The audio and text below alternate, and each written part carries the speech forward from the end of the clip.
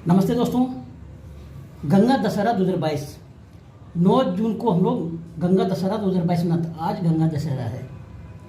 गंगा दशहरा का मतलब होता क्या है? गंगा और दशहरा दोनों पवित्र शब्द है। आपको पता है गंगा नदी जो है हिंदुओं का पवित्र नदी है। गंगा का व्याख्या धार्मिक ग्रंथों में मिलता है। हम गंगा माता को माता का दर्जा देते हैं, वो बड़े प्यार से उनके जल को अपने मस्तिष्क पे लगाते हैं।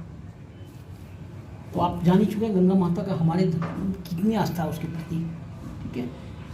और क्यों गंगा दशहरा त्यौहार हिंदुओं के लिए बहुत ही मायने रखती है, क्योंकि इसी दिन माँ गंगा स्वर्ग से धरती पे अवतरित हुई थी।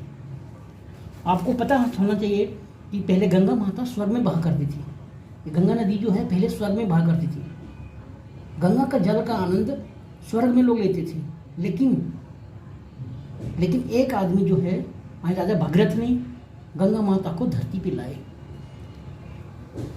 ठीक है। इसलिए गंगा को भागीरथी भी कहा जाता है। गंगा को भागीरथी भी कह सकते हैं।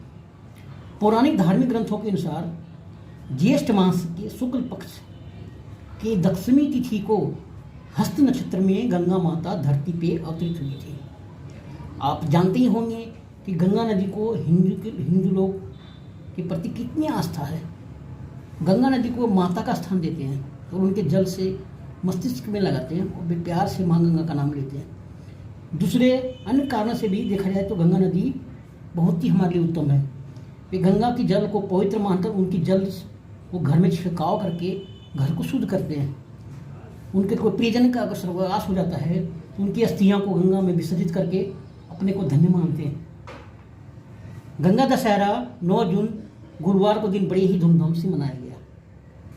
मैं पहले बता चुका हूँ गंगा बहुत ही पवित्र नदी है। आइए जानते हैं गंगा नदी के बारे में कुछ कहानी जानते हैं। गंगा नदी धरती पर आई कैसे, है ना। जैसा कि मैंने पहले ना गंगा नदी पहले स्वर्ग में बहा करती थी।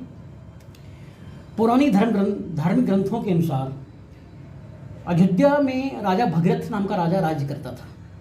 इक्ष्वाकु वंश के थे और वे भगवान राम के पूर्वज भी माने जाते हैं। लेकिन राजा भागीरथ के पहले कुछ पीढ़ियां पहले एक पीढ़ियां थी जिनके 60,000 पुत्र थे।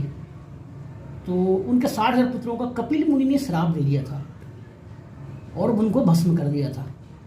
तो 60,000 पुत्र उनको आकाश पाताल चारों तरफ भटक रहे थे, क्योंकि जब तक किसी की मृत्यु होती है तो जब मोक्ष नहीं मिलता है तब तक उन्हें स्थान नहीं मिलता है, भटकता ही रहता है। भटक रहे थे। उसके बाद राजा भागीरथ आए। तो राजा भागीरथ ने अपने पूर्वजों को मुक्ति देना चाहा, लेकिन गंगा जल से ही मुक्ति मिलती है ना। तो गंगा जल यहाँ पृथ्वी पर था ही नहीं, उनको गंगा जल की जरूरत पड़ी। फिर उनको बताया गया कि गंगा स्वर्ग में बहती है। फिर वो अपने गुरु से पूछा कि महाराज आप बताइए कि मैं गंगा माता को धरती पे कैसे लावें ताकि मैं अपने पूर्वजों को तर्पण कर सकूँ, अपने पूर्वजों को, अपने जो हमारे पूर्वज है उनको मैं मुक्ति कैसे दिलाऊं। तो उन्हें बताया कि आप गंगा माता की तपस्या, गंगा माता का ध्यान करो, तपस्या करो, तभी गंगा माता प्रसन्न होगी, तो ही धरती पे आएगी, अन्यथा संभव नहीं है। फिर वे हिमालय पर्वत पर चले गए तपस्या करने के लिए। काफ़ी सालों तक गंगा माता घोर तपस्या की। उनकी तपस्या से गंगा माता खूब प्रसन्न हो चुकी और गंगा माता आ गया उनके सामने, दर्शन दिए, उन्हें आंखें खोली। गंगा माता के सामने बहुत प्रसन्न हुए, बोला गंगा माता आप पृथ्वी पे चले और हमारे पूर्वजों का उद्धार कीजिए। गंगा माता तैयार हो गई, ठीक है, क्योंकि उनकी तपस्या से प्रसन्न हो गई थी, पर ठीक है। लेकिन एक परेशानी है, और क्या कि मेरा वेग बहुत तीव्र है।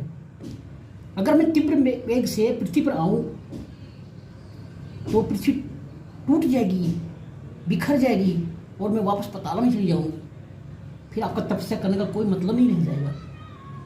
बोला नहीं माता, तो ऐसा नहीं होना चाहिए। बोले इसके लिए एक ही उपाय है, अब भगवान शिव को प्रसन्न करो। मेरा तीव्र वेग हम भगवान शिव अपनी जटाओं में समेट लेंगे और धीरे से पृथ्वी पर बहने देंगे। फिर सारे प्राणियों का भी पाप नष्ट हो जाएगा और आपके भी पूर्वजों का भी उद्धार हो जाएगा। बोल कैसे? बोल शंकर भगवान को आप खुश करो, उनको तपस्या करो। फिर से वो जंगल में चले गए और सालों भर एक पैर पे अंगूठे के बल पे खड़े हो गए, घोर तपस्या किया। ये शंकर भगवान भोले भंडारी है, वो तुरंत प्रश्न हो गए। प्रश्न हो गए, उन्होंने हाँ वर दिया, हाँ मैं गंगा माता को अपनी जटा में समेट लूँगा और धरती पर बहने दूँगा।